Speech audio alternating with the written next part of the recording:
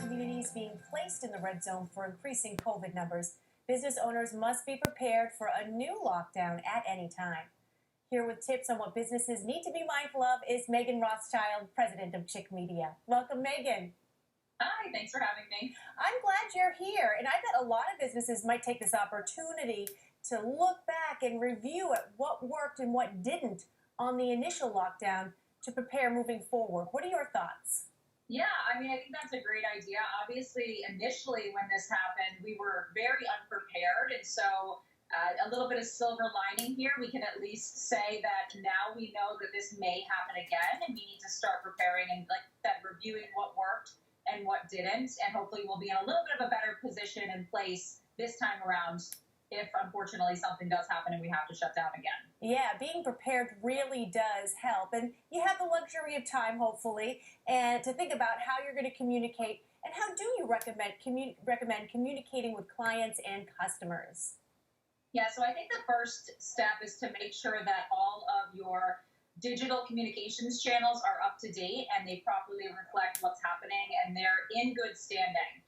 So, we worked with a lot of people over the last few months to make sure that their e-news system was updated and they were, had started to create some sort of schedule, that they were utilizing social media channels effectively, that they were revamping their website so that it was very user-friendly. Those are really excellent ways. It's where everybody's going right now. They're picking up their phone, they're going on their computer, and they're looking digitally. So my first bit of information and advice would be to recommend that people get all of those digital channels up to par before something could possibly happen again. You are so right. Looking at an IT structure and making sure it's sound is so important. What about training your workforce? Yeah, so we might be going remote again with all of our team, and I think that's, something that a lot of people struggled with the first time around, especially people who have more physical work or they have to be in person with their staff and with their team to really get the work done.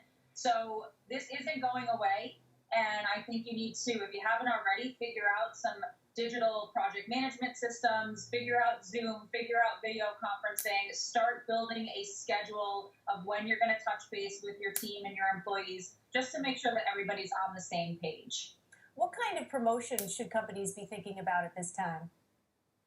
Well, certainly anything you can do to get some sales in the door now while we still have good weather and we're still open and functioning, that would be a good idea, is just some sort of loyalty or rewards program to allow your customers to stay loyal to you throughout the next few months. And of course, just offering specials and deals and discounts, particularly around the holiday season.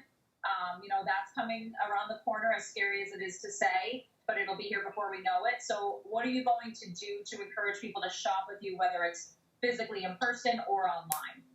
And speaking about online, what's a good way for companies to start engaging customers online? Through social media? Definitely through social media. And like I said, the e-news is a big resource as well. And you can actually run contests, or you can incentivize people to join your e-news by giving them discounts or, a percentage off their first order. E-news is great because social media, people have to be following your page, but e-news gets delivered right into their inbox. So it's a little bit more of a proactive approach. So I think both of those outlets and avenues are going to be really, really critical in the next upcoming months. Yeah, well, hopefully everybody's able to stay safe. You too. Stay safe, Meghan. Meghan Rothschild, I want to thank you for joining me today. Thank you for having me.